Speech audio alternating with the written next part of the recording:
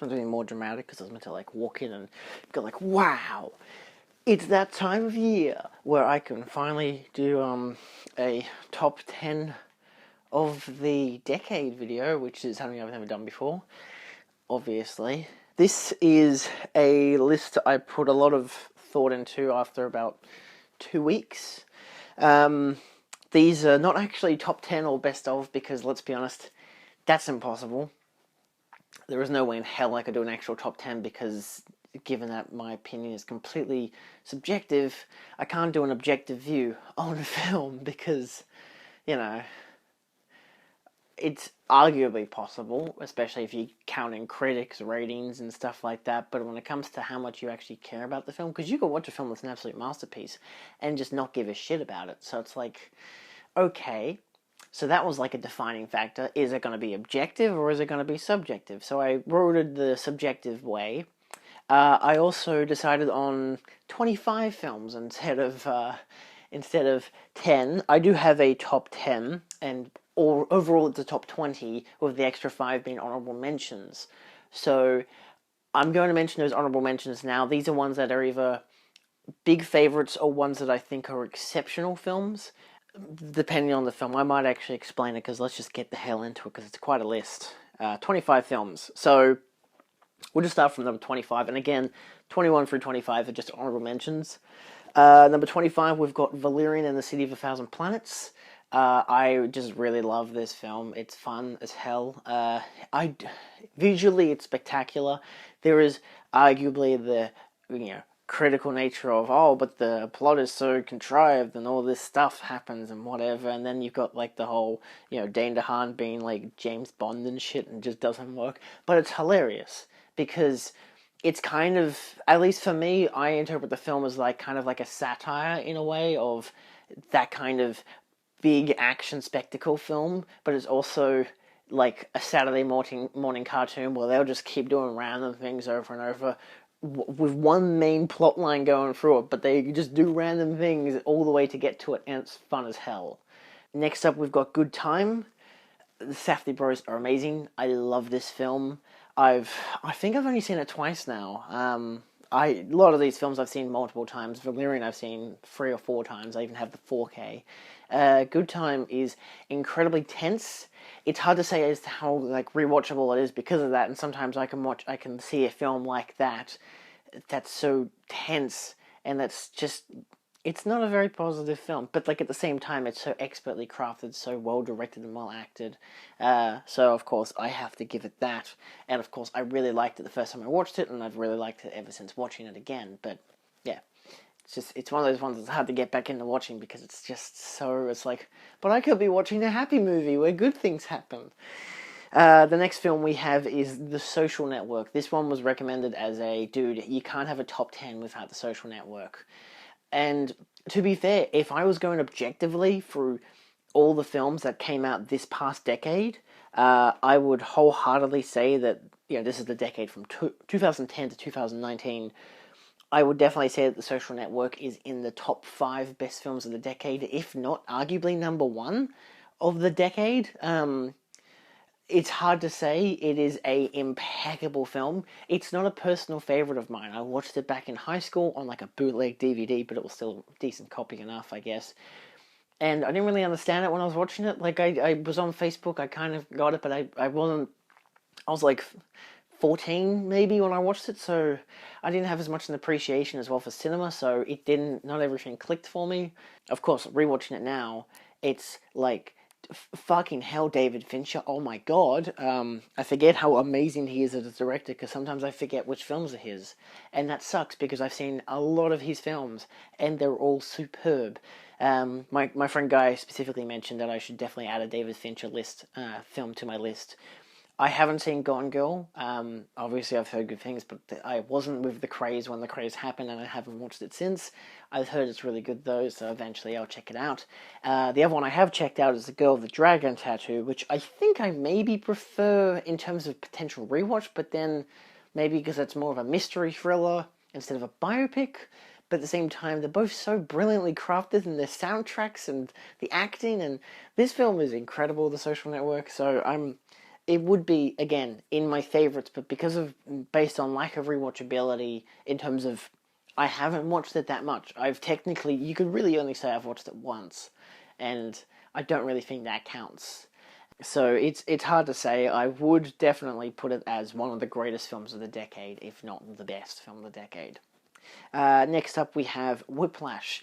Very similar to Good Time in terms of it was so powerful and impactful to watch the first time that I haven't really tried to go back to it because I'm like, I don't know if I want to. I'm scared and intimidated by this film to go back to it, and that's very much what I feel like with Safdie Bros films.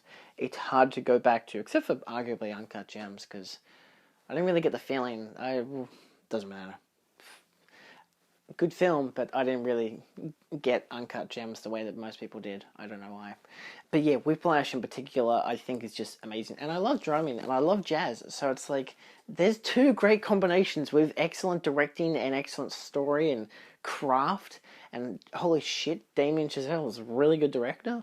So there's another honorable mention. And my final honorable mention is La La Land, because, again, another Damien Chazelle film. And I can't say I'm amazingly big on musicals, but I did grow up with them. And given that Singing in the Rain would be arguably my favourite musical, I also fucking love La La Land. I love Ryan Gosling and Emma Stone. I love the music. I love the colour and the visuals and I love so much about this film. It's so interesting, and I love just how they kind of did that kind of twist of the narrative at the end. Not exactly a twist per se, but like, reality versus the Hollywood fiction. And I like that. It's a nice kind of commentary on that. I love the opening scene too and the song. Yeah. It's not exactly a film that shines above a lot of musical films in terms of how it portrays its music and, the ability to hear the songs and be able to be like, yeah, I could sing that straight away after hearing it. It has that thing which is a bit of an edge against it. But at the same time, at least the tunes are fun as hell. You don't always need the lyrics. You can just have the... Now I've got the song in my head. Let's get on to the next one. Number 20. We have Star Wars The Last Jedi. Haha, suck shit. I love this movie. I've given like all of these 5 stars, to be honest, because they're amazing. So we won't get into rating, because I don't think I even have a rating. Shit, do I? This is my letterbox list. Okay, I don't have a rating for every single one of them, so I can't... They're all at least 4 to 5 stars, so there you go, 4 to 5 stars for all of them. Last Jedi, I love. I know it's a split in the fan base as to if it's good or if it's bad. I think as a film, say by itself, really good. I think as a Star Wars film, it's also really good. To be honest, though, I only really like watching the original trilogy, and at best, I could say I only really like watching, like, A New Hope. But to be fair, I really like the original trilogy. I grew up with all these films. So my opinion on Star Wars is its own thing. We won't dive into it, but yeah, I definitely love The Last Jedi. So there you go.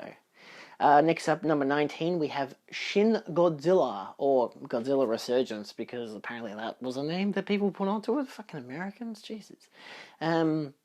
This film I watched like on my final day of high school. Like, we had a mock-up day, and it was, where you dress up and whatever, and you parade around the school and be dickheads and whatever, until it turns out the minute you get to school at, 7:30, and then they immediately cancel it. So that was great. But a few hours after it all finished, I went home, got dressed up and everything. Like, I guess I was in a fucking hoodie and clothes. I dressed up like Elliot from fucking Mr. Robot, so, But then me and my mates went to the cinema that was, like, around the corner, and we watched Shin Godzilla. And I missed, like, the first minute and a half, which was weird. There wasn't very many trailers, which... Well, I was expecting that there would be. So I bought some snacks, came in, and suddenly there was a giant tail flapping around the water. I'm thinking, what the fuck happened? And they're like, don't worry, you didn't miss much. This is the second time I've watched it because I watched it for this. And I realized, I kind of just missed the tunnel exploding. And that was about it. Like, and them searching on the boat, which my friends had said, they just searched the boat, and that was it. Still relevant. I like knowing every single detail of the film in terms of what happens in the runtime. But yes, it is a incredibly made film. In terms of its allegory for the earthquake that happened in Japan, yes, and the whole government situation. There is a lot of talking, a lot of different people. On the top of the screen, there's a lot of like, oh, this is who this person is, this is who that person is. If you want to pay attention to that, you're more than welcome to. For me, this is, again, my second time watching it. There was a lot of subtitles on the screen. I'm like, okay, I'm just going to focus on what they're saying and understand the visuals, understand the narrative. I don't exactly know who every single one of them... I don't need to know who every single one of them is in terms of their role in the government. But I get it. I understand what the meaning is for each one of these people and that they all have their roles and that's why it's so stupid. And then Godzilla flubs like a fish, bitch. He's, I mean, hilarious. I love the scene. I have a shot in my head where Godzilla's as a kind of fish thing is going down a road and there's a guy running away. Turns out I actually mistook that for two different shots. One where it does go down the road smashing cars, and another shot a bit earlier, like 30 seconds, a minute earlier, where you kind of see a bit of its back because it hasn't been fully revealed yet, and you just see a guy running down the hill screaming, going like this, but you only see the back of him because it's kind of like from Godzilla's perspective. So, like over the shoulder perspective. So I don't know how I can combine those shots, but I still find it really amusing. I think Godzilla is nightmarish in this film, especially when it gets to its final evolution per se, and it starts breathing fire and destroying the city in a wave of fire. It is horrifying. It didn't affect me the first time I watched it, but this time watching it, I'm like, holy shit. It is incredible. Amazing film.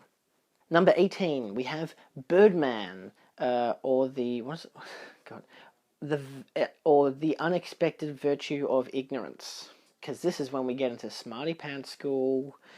This was like my favorite film for like 2 years straight, even though I only watched it the one time in theater. I loved it that much. I only watched it once, and I was like, I love this film. It's my favorite film now. And it was like such an influence on, I want to make films that are like this. And of course, this is when I started getting into making films. Even though, this is 2014. That's kind of weird. It wasn't until like 2 years later that I kind of got more inspiration from it. But I think I watched it again 2 years later, and I've watched it only this year, maybe at the end of last year.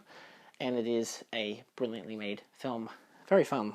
Number 17, Paddington 2. Another one you could argue is probably the best film of, like, the decade. I really like... Look, maybe I don't understand why is it such a valued film, but it's like, it's just fun. It's nice, it's fun, it's an adventure, it's charming.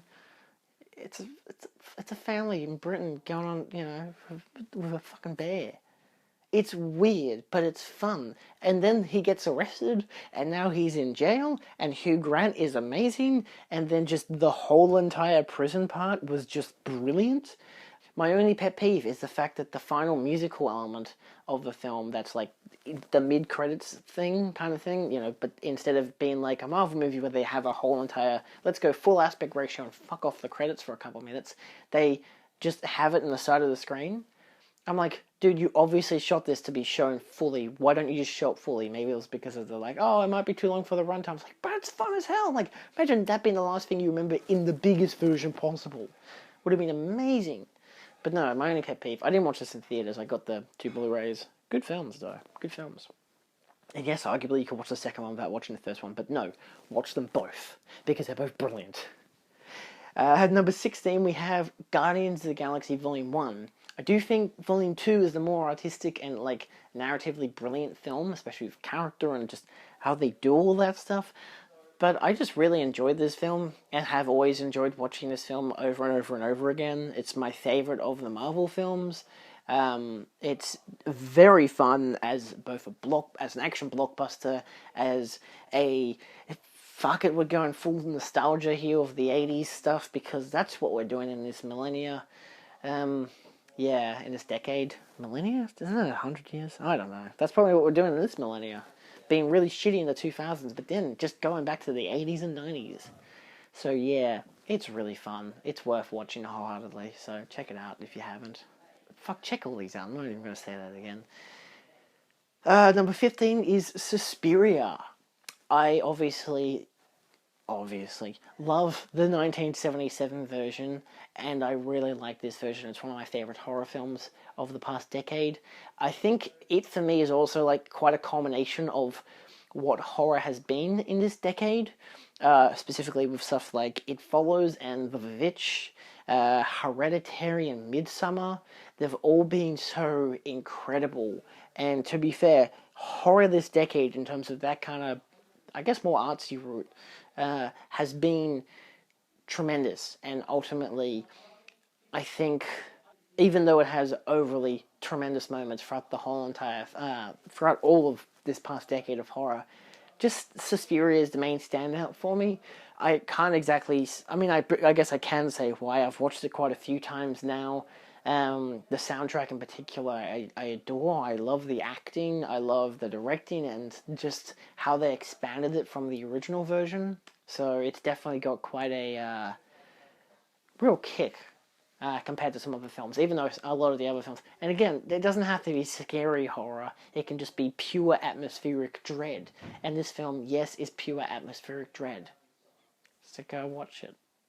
Let's get crack-a-lack into the rest of it. So now we're in number 14 with The Nice Guys, which I literally just watched before doing this video.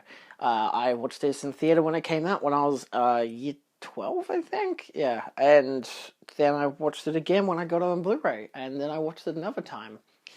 I think even today, watching it again, kind of reconfirmed something for me. It's a very well-made film.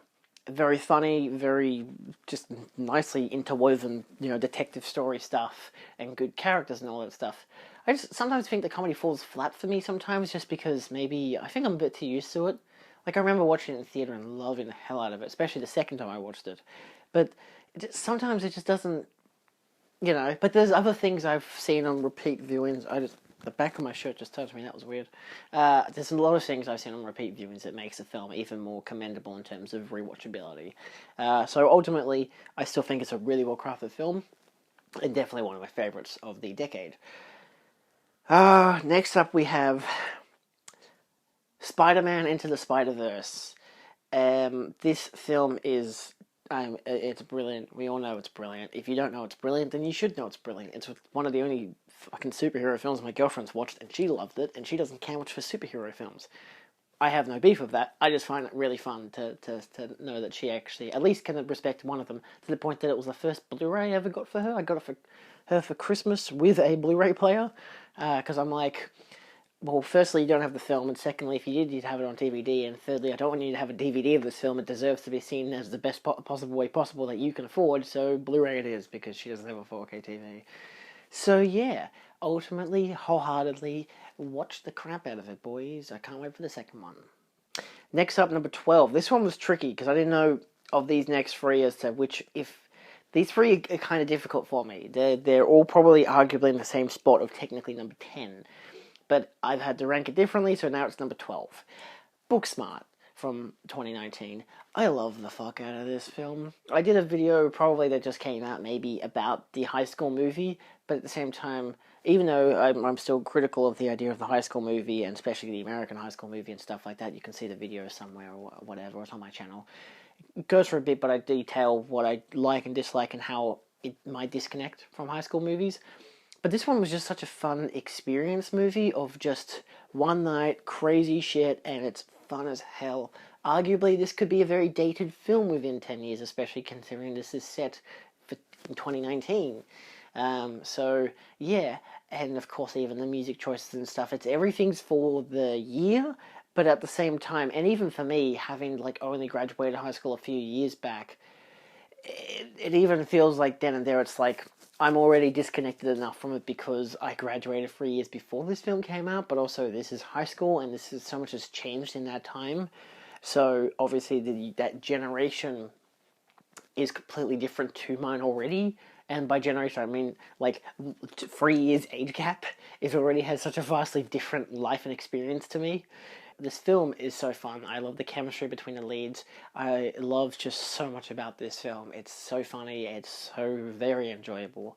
Yeah, go watch it. Next up we have, I know I would stop saying that, but I'm not going to stop saying it because you need to watch this shit. Next up, number 11 is John Wick, the first one. It's probably my favorite of the three. It depends. Sometimes I like the second one more. Sometimes I like the third one. It depends. Arguably, out of the three, I think the first one's the best in terms of narrative structure and stuff like that. I think it's a much better film because it's obviously just pure revenge film. Obviously, the final fight scene isn't as particularly amazing, but at the same time, I kind of like that aspect to it. I like how it goes from all this stylistic, brilliant action to just two dudes fist fighting in the rain with a knife. It's great. I love so much about this film. The second film and the third film I love as well. The second film particularly, which again, weirdly, the first film when I saw the posters, and I never saw the trailers, but I only saw the posters, and I'm like, what a stupid poster. I was very critical in the year of our Lord 2014. Yes. But then it comes to like 2 years later, 2016. Obviously, Chapter 2 is on its way. I have no idea about that.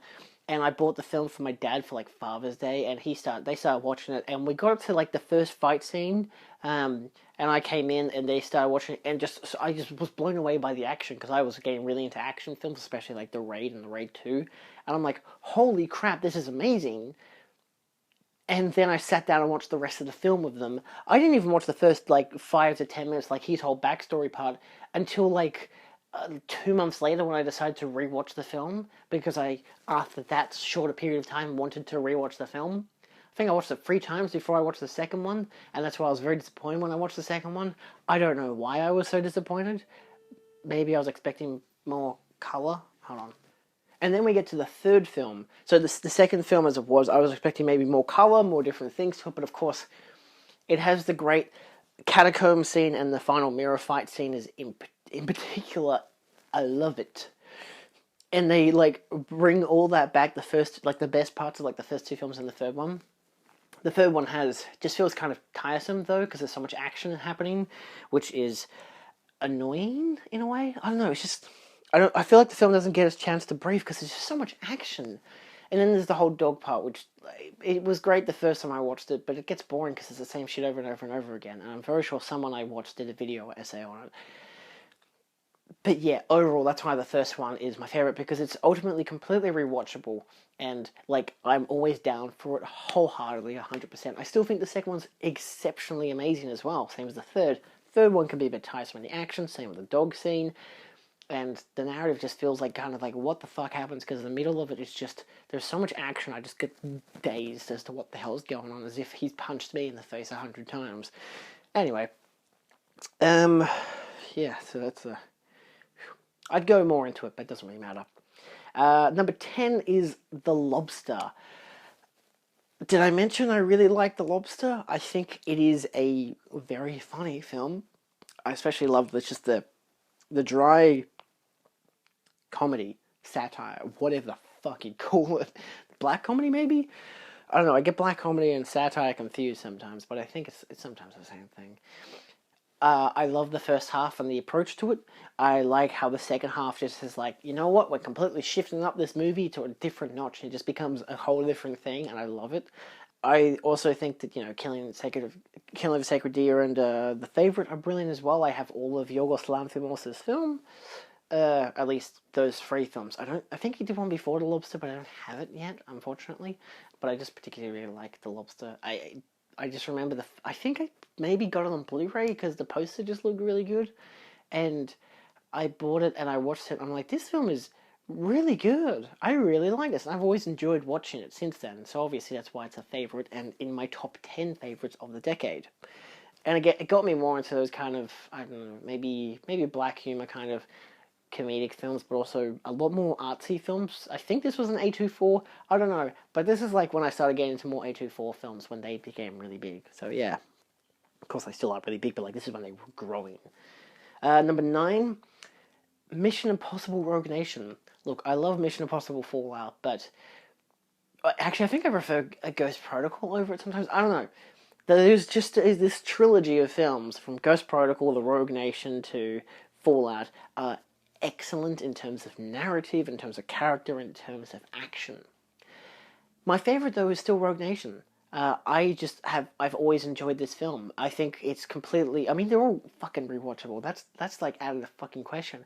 But memorability is also like a key thing, because like, I might say to my dad, oh, like my favourite's Rogue Nation. He's like, oh, is that the one where this is a sandstorm and he's on the tower? I'm like, No, that's Ghost Protocol. And though Ghost Protocol is great, that might be, like, it's not the only memorable part, but, like, that part is particularly great. But I think the ending of it isn't great. It's like, stopping the warhead and fighting with the cars. It's definitely great in terms of practicality and stunts and stuff.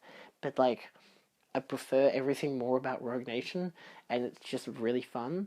And I had no idea that the villain from Rogue Nation was the same one from Fallout until, like, I was watching, like, Prometheus, and I realized, wait a second, because I knew it was the guy from Prometheus who I was watching Fallout, but then I was rewatching Rogue Nation thinking, isn't that the same guy? And somehow, for some reason, I didn't realize. I think because it was the haircut was different. He was wearing glasses. Like the first one, he's clean shaven, short haircut, glasses. The second one, no glasses, longer, daggier hair, and a big beard. They look like two different people. Same goddamn actor, but they look like two different people. Anyway, I love it. I love the Mission Impossible films. I'm keen for what they do next. Please go to space. Just do it. It's fun. Fast and Furious should do it too, but like, come on, Mission Impossible, you can do it better. Next up, we have number 8, The Avengers. Sorry, no more Marvel films. I just really enjoy this film. I still remember the first time I saw it, and a lot of these films are films I remember the first time I watched them. I remember we watched this in 3D when that was a thing. It was like we had half days at school. We called them, I don't know, some kind of Thursday. It wasn't like Freaky Friday or some shit, but it was like some Thursday or what. Maybe it was just like Blue Thursday because like Yellow Week and Blue Week, that was how we did it. Yellow, blue. Don't ask me why high school systems are stupid. But on the Thursdays, we would only do half of a day. So like all the classes were compressed. There was only a recess, no lunch, because you'd finish it like an hour and a half earlier than you usually would. So all the classes are like an hour long. And they're just back to back and whatever, which is fine, especially if you have like a double period class, it just makes that really wrap up. But in 2012, I'm in like year 8, and me and my mate were like, we're going to watch the Avengers after school. And so we missed the earlier screening, which was like Extreme Screen, which I think Sam and his mates watched, but we went with the 3D one instead. And I don't care, it was still fun as hell, and I love rewatching that movie over and over again. It's such a great combination film, and even though the Infinity War and Endgame I still think are pretty good films, I just really love the Avengers more. It's simpler, it's easier, and I prefer the blockbuster aspect to that more than fighting giant purple man, because I prefer fighting tiny purple things, / blue and grey or whatever, and a giant fucking worm. And Loki's fun as hell, quotable as shit, all that kind of fun stuff. Then we get to number 7. Now this is the real hard hitter. Annihilation. Just who the fuck directed this film? I always forget. Alex Garland. See, I think of Drew Goddard sometimes. There's like so many of those guys who are kind of similar in their ideas and stuff, but this is Alex Garland. Alex Garland does some really good fucking movies. I think he also did Ex Machina, if I'm not mistaken. He's done some really good stuff, especially like this year. Didn't he do? Nope. He definitely did Ex Machina. He didn't do Devs. Oh, he did do Devs. They just don't have a director for Devs. He did Devs as well. I really like Devs as well. He's written a lot of great films as well that I really like, but Annihilation in particular is my favorite. I did think Ex Machina was ingenious as well, but Annihilation just has this futuristic nightmarish vibe to it, and I love this whole, like, the whole end overall moral message of, like, everything you love will die. It's great. Especially watch Folding Ideas video on it. I also read the books that it was based on. It was based on the first book, but it was based on like an interpretation of the first book, which I think is even cooler because it's like, he's like, yeah, Alex Garland's like, yeah, I read the first book, and then I just kind of wrote a script doing my own thing, but like we've taken some ideas from it, of course, because it's still an adaptation to some degree, and it's just so fun like that, and I love it, because the first book as it is so... You don't need to do any further reading, but you can, because the second film expands the universe and the third film concludes the universe. And I specifically think that they are great books. The second one's a bit chunky and really only gets good during the last third because things start happening. But it's worthwhile in the end. So the book's great, the film in particular. Mwah, French kiss. French kiss? Chef's kiss. There you go. Also the visuals. I got the fucking 4K because of it. Number 6, Parasite. Bong Joon-ho is good. We love his films. If you didn't know, it's my number one film of 2019. I don't think there's much else to say about it because it's brilliant. If you haven't watched it, fucking what are you doing? Waiting for the American TV series? Pfft, loser. Watch the goddamn Korean version. It's the best. Number 5 is Interstellar. Oh, is there going to be controversy here that I think? I prefer Interstellar sometimes. I don't know. Parasite's really rewatchable and is actually probably a better film. But, like, Interstellar has elements for me that just are so driving and so... It's hard to defend it, I'm sorry. It's hard to defend why I think that Interstellar is a better film than Parasite. To be fair, arguably Parasite could be better than all these films. Any of these films could be better than all the rest of them. So that's just what I got to deal with right now. But yeah, I ultimately, I love Interstellar. I love Christopher Nolan's works. I still haven't seen his first film, Following, but I will eventually get the Criterion. Ultimately, though, it's Interstellar is beautiful. That's it. That's my whole review. It's beautiful. Number 4, Mad Max Fury Road. It took me forever to watch this film, even though it was still in cinema, because it was still in cinema for months. And this is like regular, like, you know, chain cinema, like big corporation cinema. This isn't like, you know, the Nova or the Lido or whatever that's like, you know, indie, so they can have a film running for a year and a half because it's so popular. This is like Hoyt's. Actually, it was Hoyt's. And we've watched it well into, like, there was only like maybe 3 sessions a day by the end of it, maybe 2. And it was me, my dad, I think it was both my brothers, I can't remember. It was maybe one of them, maybe both of them, I don't know. And it was just mind-blowing of an experience. I hadn't actually watched any of the original ones, I don't think. Maybe I'd watched The Road Warrior by that stage, but for the most part, I didn't care. This was great. It is a tremendous film in terms of action, in terms of narrative, spectacle, character. Blah, blah, blah, blah, blah. It's perfect. Shut the fuck up, it's amazing. It's a 5-star film. You all frickin' know it. Number 3. These are my top personal favourites. Like, fucking... Of course, the other ones are personal favourites as well. But these are like the 3 that I think are like the creme de la creme of like complete variety and brilliance in terms of cinematic stuff. Even though arguably Mad Max and Parasite and Annihilation, okay, they all are, fuck off. Swiss Army Man. I like the movie about the farting corpse. Bum, bum, bum. Look, it's great. I love it. Shut the fuck up, I love it. It's an amazing film. I still remember the first time I watched it. I still remember showing it to everyone in my goddamn family, and everyone has enjoyed it. It's good. Dude, watch it. Daniel Radcliffe is a farting... Harry Potter is a farting corpse. And his boner is like a magnet. It's amazing. Oh, dude, it's so fucking funny. But, like, it also has so much more meaning and value to it, not just the fact that it's hilarious. So, and also the music is in it is really interesting, so ultimately go check it out. It's brilliant. Number 2. Scott Pilgrim vs. the World. Yeah, boy. I love this film. I love it so much. It would probably be my favourite film of all time. I actually recently did my top 10 favourite films of all time list. Redux, because I did one a few years back. So go check that one out as well. You might see some familiar faces.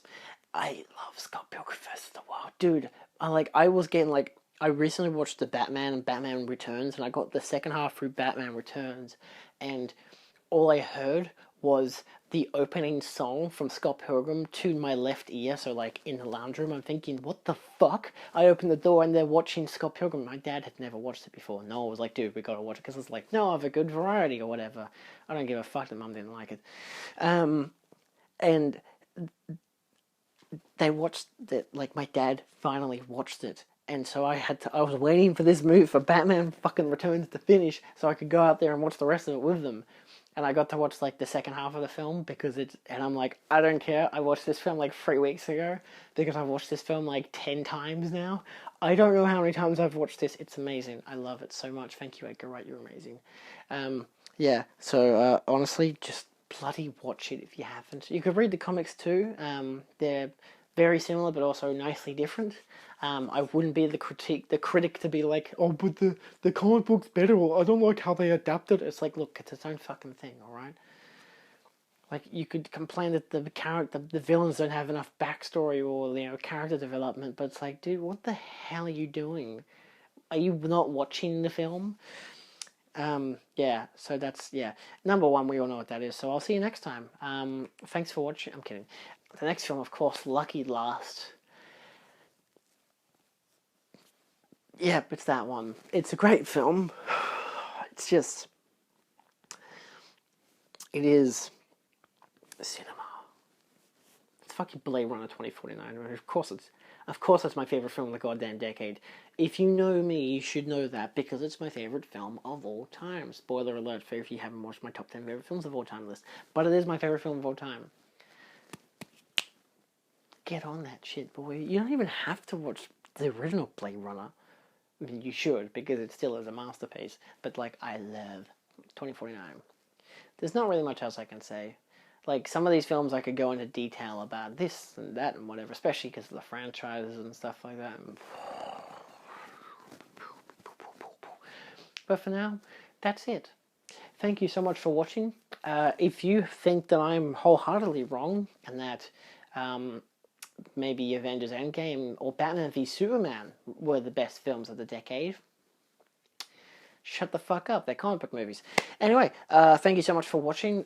And I'll see you next time. Feel free to like, share, and subscribe for more. I've got my top 10 TV shows of the decade as well, and my favorite films of all time. They should probably be linked up here. One of them might be, the other one might just be my film playlist, which is like the film shelf playlist, which has like my collections, the Blu-ray collection, all that stuff. You've got my favorite films of all time. You've got fucking 4K collection, Criterion collection, all of it, the TV, the everything. It's all here, and I'll see you next time. Adios. Didn't like Elvis do that? Someone did that. Who did that? I don't know. What is happening?